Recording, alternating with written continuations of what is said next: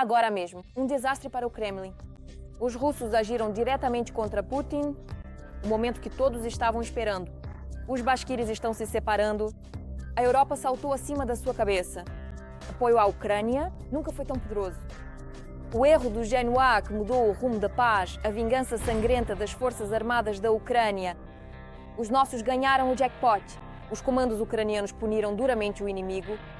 Budanov anunciou o início de uma nova guerra. A OTAN está por um fio, o ditador está no vagão e tenta conquistar o espaço. Agora Oreshnik é comandado por Lukashenko. Mudança nas regras do jogo. Sobre tudo isso no nosso programa Ponto Infernal. Finalmente aconteceu. Motim na Rússia. As pessoas foram às ruas e isso está deixando Putin em pedaços. Bashkortostan se rebelou, os partisãs iniciaram sua missão. A raiva contra o ditador só aumenta. Os vídeos se espalharam pela internet. A hora do acerto de contas chegou e os apelos à revolução já não podem ser silenciados. Unidades armadas secretas já estão se preparando para atacar diretamente Putin. Será este o começo do colapso do Império? Os primeiros detalhes, não perca. Bashkortostan está protestando. Está cada vez mais difícil para as ditaduras russas manipular os povos dentro do país. E tudo isso porque recentemente em instituições culturais de Bashkortostan foi realizada uma ação pelo Dia da Língua Bashkir. Mas os basquires decidiram aproveitar esse momento para protestar. Nos cartazes havia inscrições com retórica anti-imperialista e também foram mencionados prisioneiros políticos. A República do Bashkortostan e o Movimento Nacional Bashkir são provavelmente hoje um dos mais ativos em todo o território da Rússia.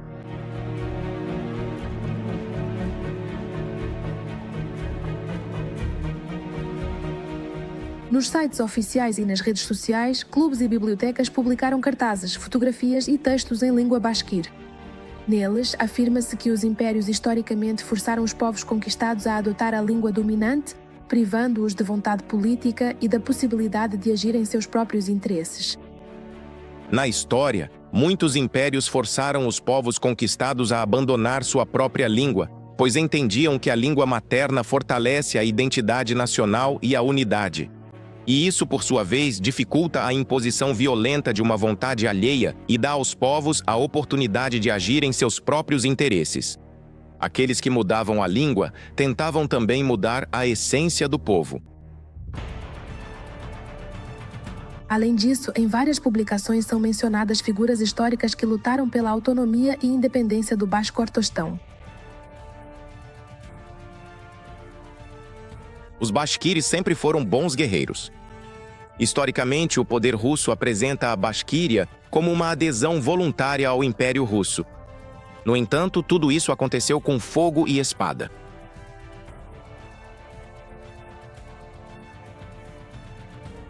Curiosamente, as fontes do recurso em Moscou, na Bashkortostan, sugerem que essa ação é um trote, pois algo semelhante já aconteceu antes. Em particular, no final de novembro, ocorreram na República ações de memória utilizando o número 8000. Naquela ocasião, instituições estatais publicaram materiais com a hashtag 8000 heróis, nos quais se afirmava que a Bashkortostan havia perdido mais de 8.000 pessoas durante a guerra na Ucrânia. Ao mesmo tempo, as autoridades da República não anunciaram oficialmente esses dados. Mas existem ameaças ainda mais sérias para a Rússia. Ultimamente, o movimento de guerrilha dos Bashkirs tem se desenvolvido ativamente. Eu sou Kurdan, sou representante da célula clandestina da Rota Bashkort. Eu sou a voz dos Bashkirs e estou pronto para me declarar. Meus antepassados lutaram pela liberdade e estou pronto para levar essa causa até o fim. A Bashquíria será livre. Torne-se parte da Rota Bashkort.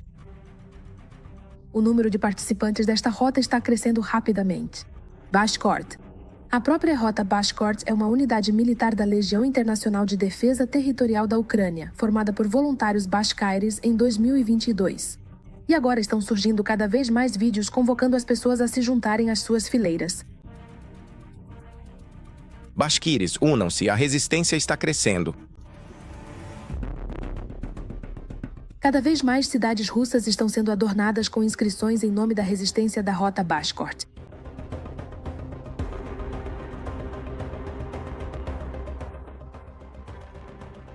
O regime russo de Putin está fazendo o máximo para reprimir esses movimentos de libertação nacional. E olhem para as perdas proporcionais desses povos que habitam o território russo. Quem mais sofre com o envio dos chamados combatentes, da chamada Operação Militar Especial, são os pequenos povos, incluindo os Bashkirs, e isso é feito de propósito. Ninguém quer morrer em uma guerra contra um Estado soberano estrangeiro. E isso, como ninguém mais entende, são os Rotas, os Bashkirs, que continuam a lutar contra a sangrenta ditadura do Kremlin.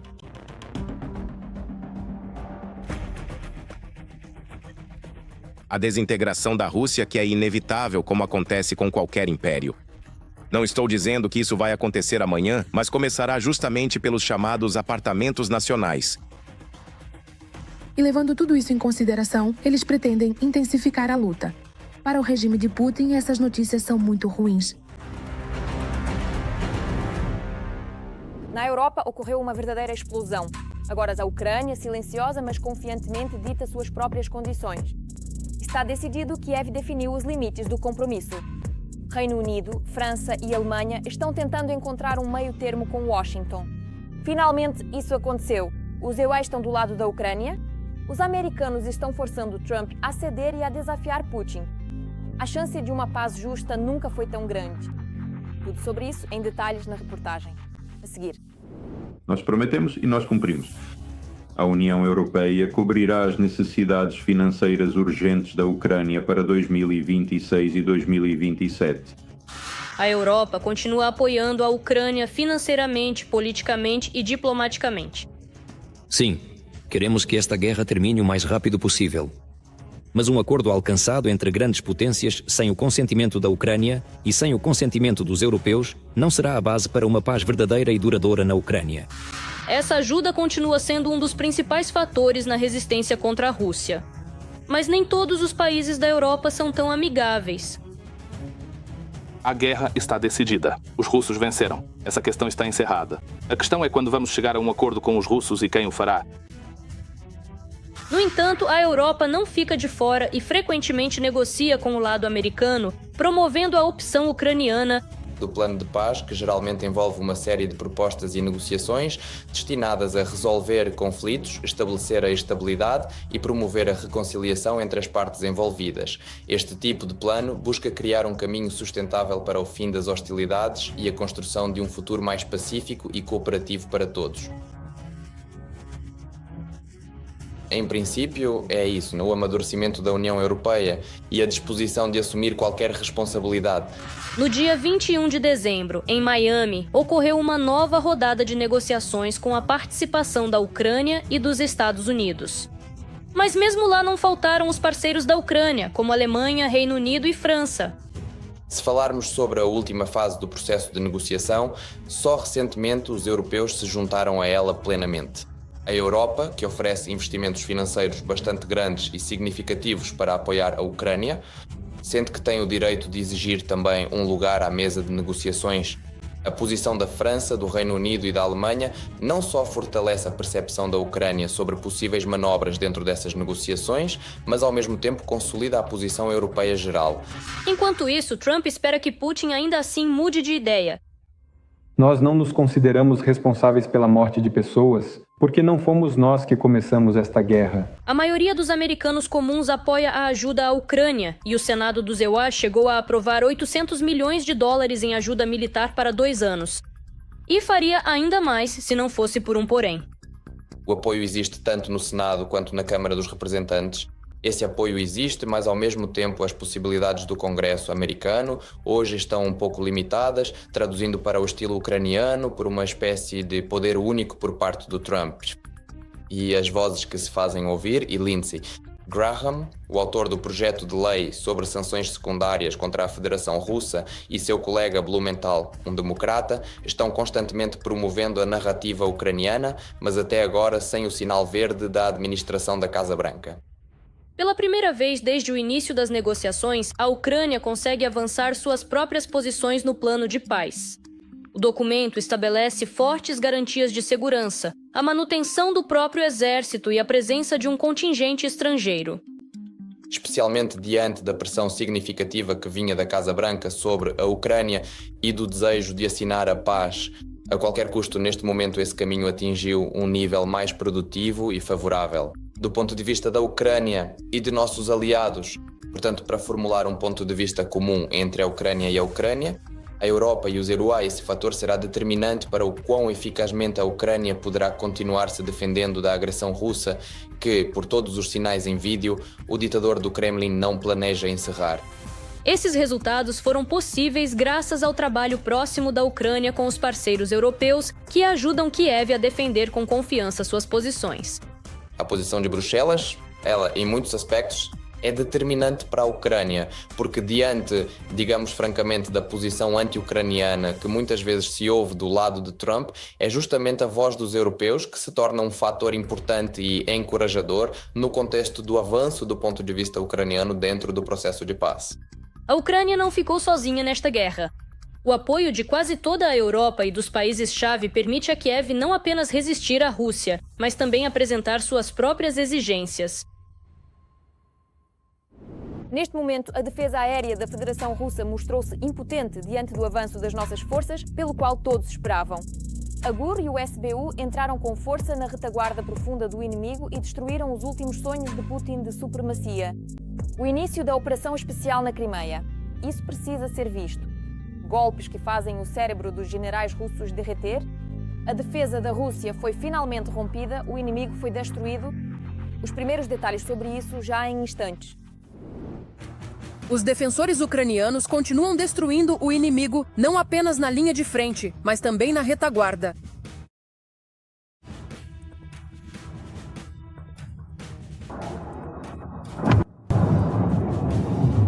As forças de operações especiais ucranianas têm sua própria tática. Eles atacam habilmente navios russos em locais inesperados para confundir o inimigo e não lhe dar a chance de reagir. No Mar Cáspio, o navio patrulha Caçador, que os russos usavam para proteção e patrulhamento, conseguiu ser atingido apenas por alguns drones. Tudo isso aconteceu perto de uma plataforma de perfuração no campo de petróleo e gás Filanovsky, que também foi alvo de ataque da Ucrânia. E enquanto o Ministério da Defesa russo faz declarações ruidosas sobre abates, os alvos militares na Federação Russa continuam a arder. Em um aeródromo militar do estado agressor, na região de Lipetsk, ocorreu um grande incêndio. Como resultado de uma sabotagem bem-sucedida, 2 caros aviões de combate inimigos, Su-30 e Su-27, foram destruídos. Do Su-27, Su-27M e Su-30 são aviões novos, por isso foi escolhida exatamente essa localização e destruídos 2 aviões, no mínimo. Como se descobriu, isso foi obra da inteligência ucraniana. Bem, a própria operação especial foi realizada por um representante do movimento de resistência. Foram estudadas as rotas das patrulhas, os horários e as trocas dos guardas. Eles entraram silenciosamente no local e atingiram o Sukhoi diretamente no...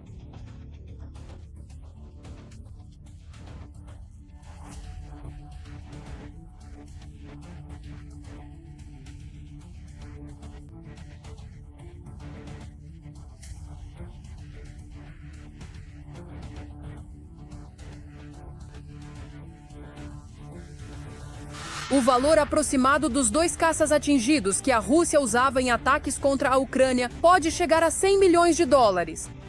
O Serviço de Segurança da Ucrânia também organizou uma noite explosiva no aeródromo de Belbek, na Crimeia. Foram destruídos vários radares S-400 e Pantsir S-2. Assim que passamos a ter meios de ataque de longo alcance, os russos começaram a ter falta de sistemas de mísseis antiaéreos. Primeiro, eles retiraram a aviação da Crimeia alguns anos atrás, mas depois voltaram novamente. Ou seja, primeiro criaram um sistema de defesa antiaérea, ou seja, bastante denso. Eles começaram a proteger a ponte da Crimeia com defesa antiaérea. Bem, claro, começaram a posicionar, principalmente nos campos de aviação, né, inclusive em Belbek, está sendo utilizado principalmente para a localização de localizadores e sistemas de mísseis antiaéreos, além de parte da aviação. Ou seja, a aviação tática está praticamente concluída. Lá, bem, actually, Sebastopol, a city of historical significance, known for its strategic location and rich cultural heritage. Mais 2 caças Su-27 foram atingidos, juntamente com a torre de controle. Esta operação bem-sucedida dificultará o controle dos voos pelo exército de ocupação. Um dos aviões já estava pronto para decolar. Eles agora entendem perfeitamente que estamos alcançando os aeródromos. E eu acho que eles vão acabar tirando, em alguns meses, depois de perderem uma dezena de aeronaves, eles vão retirar a aviação da Crimeia, levando-a de volta para a Rússia continental. Pelo menos 5 explosões foram ouvidas na região de Krasnodar. Os russos ouviram o rugido dos motores dos drones que sobrevoavam o céu e viram flashes brilhantes. Após uma série de explosões, as autoridades relataram um incêndio no oleoduto. Antes disso, o Ministério da Defesa russo anunciou o suposto abate bem-sucedido de 35 drones. O porto marítimo de Taman opera na vila de Volna. Em Taman funcionam terminais para transbordo de produtos petrolíferos e de gás hidrocarboneto liquefeito. Na vila de Volna, no distrito de Temryuk, devido ao ataque de drones, 2 cais e 2 navios foram danificados. Quartel-General Operacional da região de Krasnodar. As autoridades da Federação Russa declararam que os focos de incêndio surgiram nos cais. A área do incêndio variou de 1.000 a 1.500 metros quadrados. Uma série de explosões foi ouvida perto da refinaria de petróleo em Slaviansk, na Kubani, que já havia sido atacada alguns dias antes. Os defensores ucranianos estão fazendo tudo o que podem para causar o máximo de danos possível ao exército agressor. Eles contam com a ajuda da resistência no território inimigo, que se opõe de forma eficaz ao regime de Putin e quer pôr fim a esta guerra. A Federação Russa está urgentemente girando a engrenagem do conflito. Budanov anunciou uma nova invasão, uma reviravolta inesperada. Uma nova declaração da inteligência militar muda tudo. A OTAN pode desaparecer. Putin aperta o cerco ao Báltico. O pânico se espalha mais rápido que as notícias. O ditador está abrindo um caminho sangrento pela Polónia. A guerra começa. Os poloneses não estavam preparados para isso. Será que o Ocidente conseguirá agir preventivamente? Você saberá em poucos segundos neste material. Já em 2027, a Rússia pode atacar os países bálticos e tentar ocupá-los. Essa declaração foi feita recentemente em uma entrevista pelo chefe da inteligência ucraniana, Kirilo Budanov. De acordo com o plano principal, a Rússia deveria estar pronta para iniciar as ações em 2030. Agora, os planos foram ajustados e revistos para antecipar o prazo para 2027. Sobre um cenário semelhante e os prazos, a agência Reuters escreveu recentemente, citando suas fontes nos serviços de inteligência dos EUA. Segundo 6 fontes familiarizadas com as informações da inteligência americana, os relatórios da inteligência do EUA continuam alertando que o presidente da Rússia, Vladimir Putin, não desistiu de seus objetivos: a conquista de toda a Ucrânia e a retomada de partes da Europa. Segundo as fontes, isso coincide em grande parte com a opinião dos líderes europeus e dos serviços de inteligência de que ele busca conquistar toda a Ucrânia e territórios dos antigos países do bloco soviético, incluindo membros da OTAN. A chamada Operação Militar Especial já segue conforme o planejado pelo 4º ano. Não há grandes conquistas e as sanções só aumentam. Os russos estão cada vez mais pobres, por isso os países bálticos se tornam o novo inimigo, a opção ideal. Por que os países bálticos? Porque na Ucrânia, a Rússia já não conseguirá alcançar sucessos de caráter estratégico por meios militares. Mas os países bálticos são pequenos e comprimidos junto à dor, ou seja, lá o papel da logística é muito menor. E, consequentemente, há as possibilidades de destruir essa logística também. As vulnerabilidades para a Rússia entrar lá são ainda menores. Não é necessário reabastecer tanques para atravessar todo o país. Basta cortar caminho. Anteriormente, Moscou planejava atacar os países bálticos em 2030. No entanto, o prazo foi reduzido. Além da Letônia, Lituânia e Estônia, de acordo com os planos do Kremlin, a Polónia é considerada apenas como alvo de ataques para uma campanha militar, sem ocupação. Putin quer provar ao mundo inteiro que a Rússia é um império. Para que o império, e eles se veem como um império, se desenvolva, você sempre precisa avançar para expandir sua influência e território. Aliás, essa é a resposta para muitas perguntas. Ao norte só há o Oceano Ártico. E depois em volta a América. Não é uma opção, porque vai doer. A leste fica o Oceano Pacífico. E mais uma vez a América. A resposta é a mesma. No sul da China, geralmente catastrófico. Fronteira terrestre. Haverá as mesmas condições que aqui, na guerra com a Federação Russa, só para eles. Resta apenas o Ocidente, que na visão deles, desculpe o fraseado, é doente, fraco e indeciso. O dia D acontece lá, com mais de 100 rotas pela Europa e, ao mesmo tempo, equipamentos russos avançam para os países bálticos, por exemplo. Além disso, eles cortam os cabos de comunicação, além de simplesmente bloquear o GPS, algo que já testaram sobre o Báltico para confundir todos os mapas. E depois, digamos assim, já de Vilnius, dizem que estão prontos para parar as operações de combate. Apesar das negociações de paz sobre a Ucrânia, os países bálticos, a Polónia e todos os membros europeus da OTAN devem se preparar para um possível ataque da Rússia. Neste caso, a Ucrânia precisa continuar sua luta pela existência. Simplesmente não há outras opções. Urgente, Putin começa uma guerra no espaço. Os primeiros detalhes estão sendo discutidos por todo o mundo.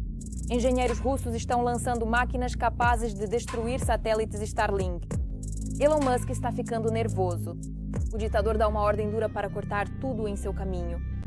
A China entra na guerra de forma agressiva. Xi Jinping entra em cena e demonstra força. Afinal, quais seriam as consequências de uma luta feroz no espaço sideral? Falaremos sobre isso em alguns segundos. Gosta disto? Elon Musk? A Rússia está desenvolvendo uma arma para destruir os satélites Starlink no espaço. A informação foi divulgada pela Associated Press, citando fontes da OTAN. Duas agências de inteligência de países da OTAN suspeitam que a Rússia está desenvolvendo uma nova arma anti-satélite destinada a atingir a constelação de satélites Starlink de Elon Musk, criando nuvens orbitais destrutivas de destroços, com o objetivo de limitar a vantagem do Ocidente no espaço que ajudou a Ucrânia no campo de batalha. Guerra no espaço e destruição de satélites americanos.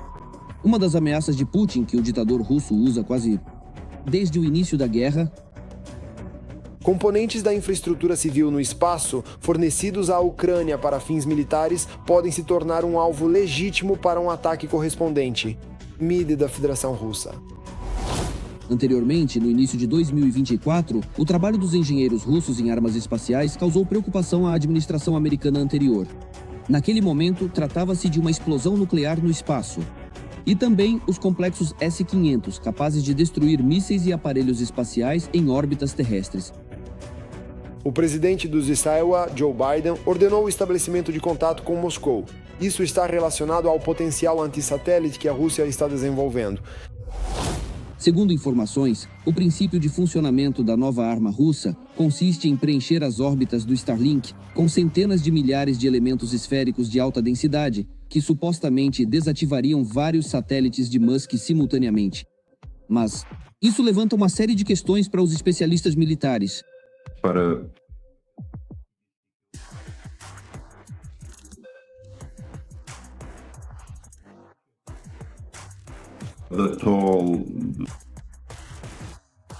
The term armas refers to various types of weapons or armaments, encompassing a broader sense of military equipment.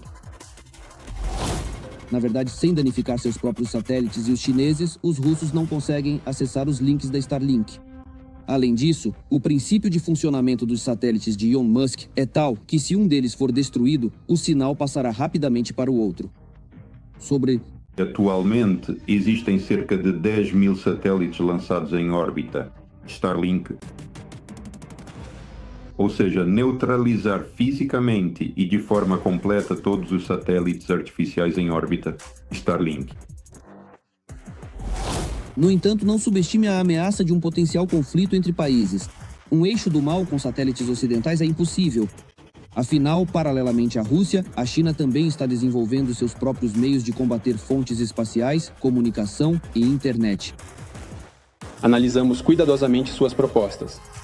No final de novembro, cientistas chineses modelaram um cenário de neutralização em larga escala da rede de satélites Starlink na região de Taiwan. De acordo com seus cálculos, para criar uma espécie de escudo eletromagnético sobre todo o território da ilha, seriam necessários cerca de 1.000 drones equipados com dispositivos especiais para bloquear as comunicações. Alerta vindo do norte. Em Minsk, começaram a falar repentinamente sobre o lançamento do Oreshnik. A declaração de Lukashenko deixou não só Kiev, mas toda a Europa em alerta. A poucos minutos da chegada, começam os preparativos para uma nova escalada. Agora Lukashenko está agindo sem as instruções de Putin.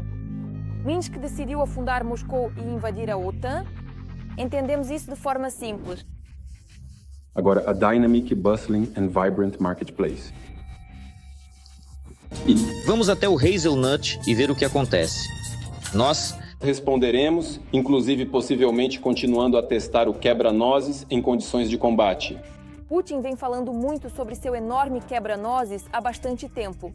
Mas agora o som dos foguetes não se limita apenas aos discursos do Kremlin. Bunkerny parece ter decidido compartilhar com seu melhor amigo. As primeiras posições estão equipadas com o sistema de mísseis Oreshnik. Ele está conosco desde ontem e está assumindo as funções de combate. E agora, o que há de realmente interessante na entrada do míssil em serviço de combate? Aqui, neste ponto...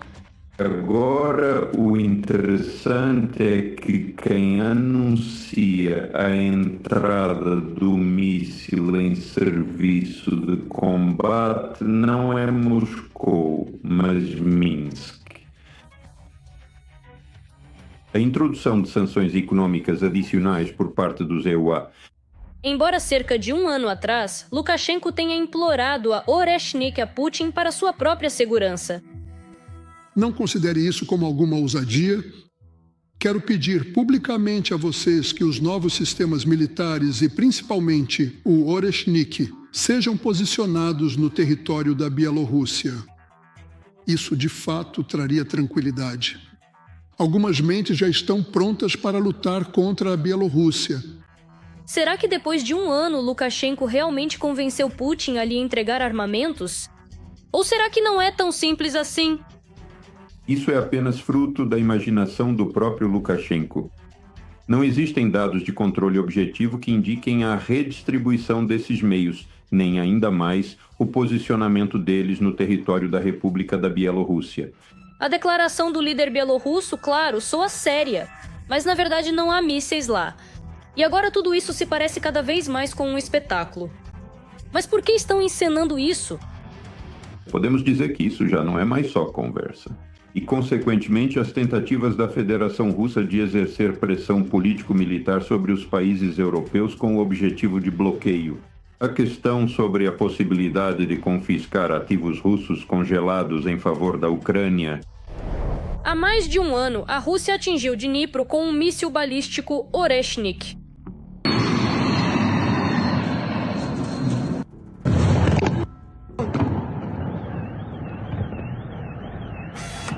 Agora informam que o tempo de voo do míssil da Bielorrússia até Kiev é de 1 minuto e 50 segundos, até Varsóvia 2 minutos e 20 segundos, e até a Lituânia um pouco mais de 1 minuto. Lembre-se, o tempo de voo não diz respeito apenas a Kiev, mas em grande parte às capitais europeias. Essa é precisamente a tese que está sendo promovida pelo lado russo. Isso deixa claro que a Federação Russa está simultaneamente pressionando outros países para atacar. Em primeiro lugar, os parceiros europeus e a Ucrânia no momento em que a Ucrânia assinou os chamados acordos de paz. E a questão diz respeito às concessões territoriais por parte do nosso país. Mas um momento revelador é a produção em massa desses mísseis. Afinal, como sabemos, isso não existe. A Avelã é uma arma experimental da Federação Russa. Ou seja, não estamos falando de nenhum aumento de escala na produção. Ainda mais em uma escala que permitisse à Federação Russa implantá-lo no território da República da Bielorrússia. Segundo a direção principal de inteligência do Ministério da Defesa da Ucrânia, a Federação Russa possui de 4 a 7 dessas armas. Enquanto os reis do bunker e da batata decidem brincar de mover equipamentos, a Ucrânia faz de tudo para que não reste nenhum equipamento na Rússia.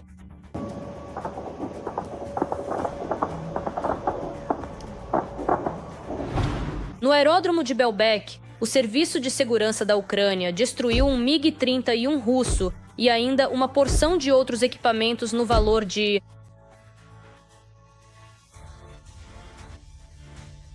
centenas de milhões de indivíduos, ou seja, uma quantidade verdadeiramente colossal. dólares, la moneda estadounidense en circulación. O componente militar e a sua proporção em termos de informação, política e economia. Isto é apenas o começo. É só com isso que me importo. Eu estava com você, Darina Gutskalo. Mais notícias terríveis na nossa próxima edição. E por enquanto, não se esqueça de se inscrever e deixar seu like. E até a próxima!